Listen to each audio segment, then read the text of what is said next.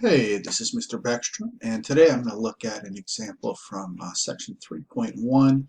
This is similar to the problem number 12 in my MATLAB homework. And it says, suppose the speed of a car approaching a stop sign is given by the equation v of t is equal to the quantity t minus n squared for t between 0 and 9 seconds, where t is the seconds and v of t is measured in meters per second. So that's going to be like the velocity there, or even the speed in this case.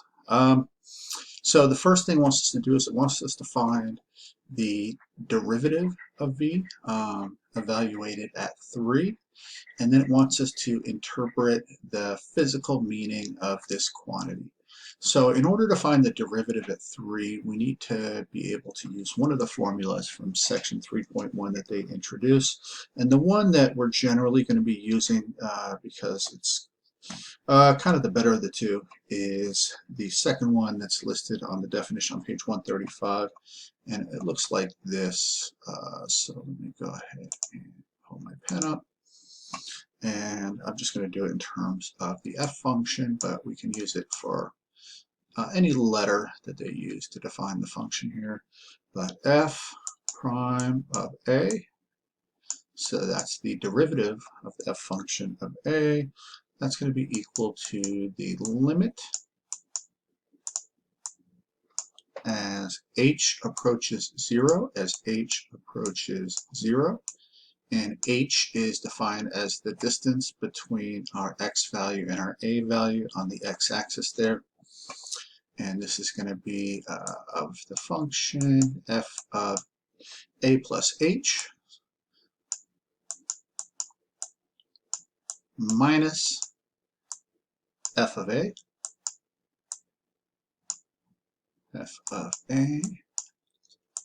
all over h. All right, so in this case, our a is going to be 3, our f is going to be the v, and so we can go ahead and start plugging some stuff in here. Our h is just the distance.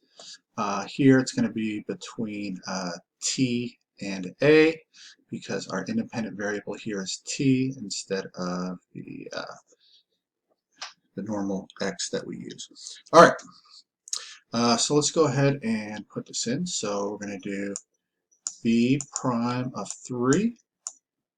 So we're just going to kind of use this definition over here. So that's going to be equal to the limit as h approaches 0. So we can still use h for that. And this is going to be v of a plus h, or in this case, it's going to be t plus h. And our t here is defined as 3. So I can go ahead and put in here 3 plus h minus, and our function here is v of t, because this is our t here instead of our a. So this is going to be v of 3 all over h. All right, so make sure that's a v and not a y. All right, so if I were to go ahead and plug this 0 in here, notice that's going to give me a 0 on the bottom. And if I plug the 0 in here, you're going to have v of 3 minus v of 3. And anyways, it's no good. That's going to be the indeterminate form here. And so we need to kind of keep going on. All right, so let's go ahead and plug these values in here in the v function and see what we get. And here is our v function here. So this is going to be equal to the limit as h approaches 0. All right, and v of 3 plus h, we're just going to go to our v function and replace t with 3 plus h. So this is going to be 3 plus h, like this. All right, and then this is going to be minus 9 squared minus, and now we just have, it's going to be v of a, so, or v of t in this case. So that's just going to be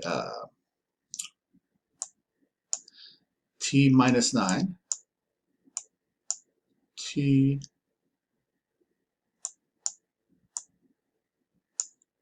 9, and in fact, that should, remember, the t in this case is 3, so I can go ahead and put that in here now, and that's going to be squared according to this. Now, let me just kind of stop right here and talk a little bit about something. In this case, since they're only asking for the velocity or speed here evaluated at 3, I can go ahead and plug the 3 in now, and it'll give me the actual derivative just at 3. Now, if I wanted to get a general equation for the derivative, I would not put the 3 in there. I would leave that as the t, and then I could get a general equation that I could apply for any value of t. So, but in this case, since they're just asking for 1, I can go ahead and plug that 3 in there now, and this is going to all be over h. All right, so let's keep on going. We got to clean this up and simplify.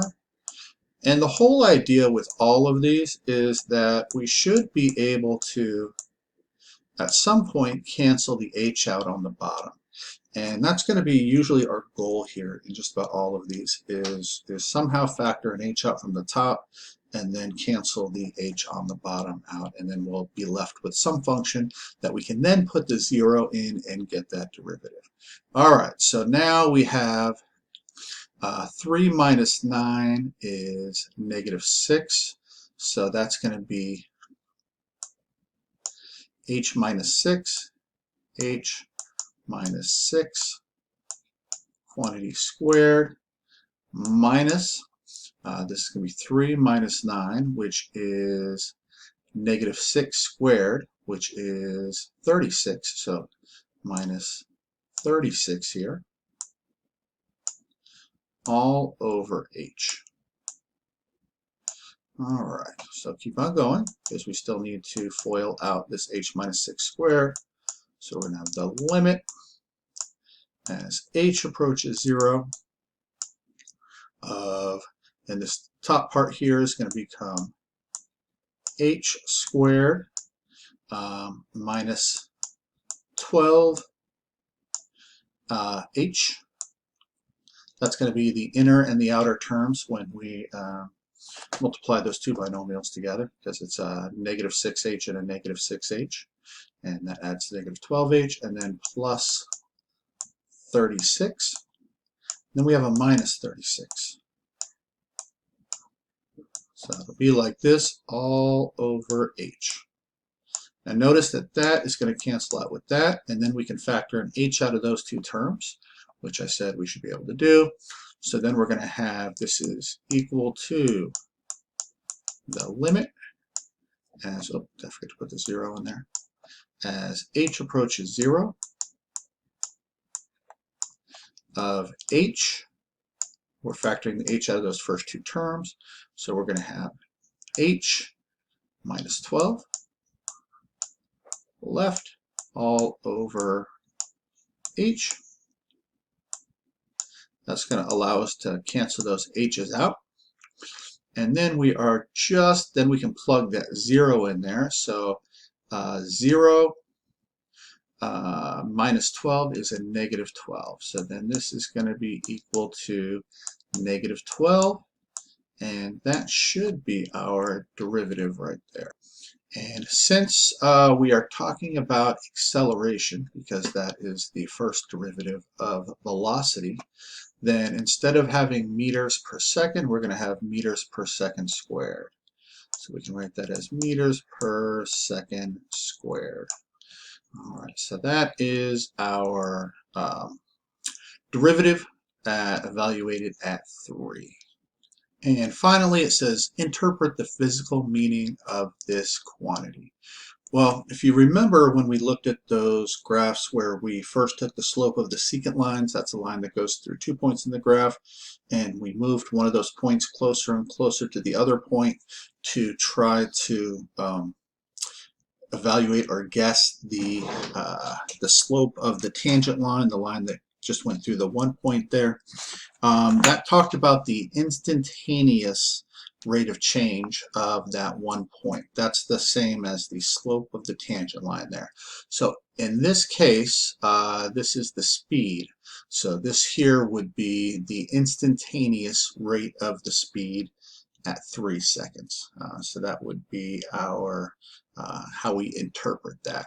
So basically right at 3 seconds left, our acceleration here, which is the first derivative of the velocity, is at -12 meters per second squared, or the instantaneous speed or velocity. All right, if you have any questions, please let me know. Remember, this is if we know the specific value for the independent variable. If we don't, then just leave this as t, and then we'll get a general equation, and then we can go ahead at the end and plug whatever values we want in there. It's only good to plug that 3 in there immediately if that's the only one that we're looking for. It makes it a little bit easier. All right, well, y'all have a great week, and let me know if you have any questions. Thanks. Bye-bye.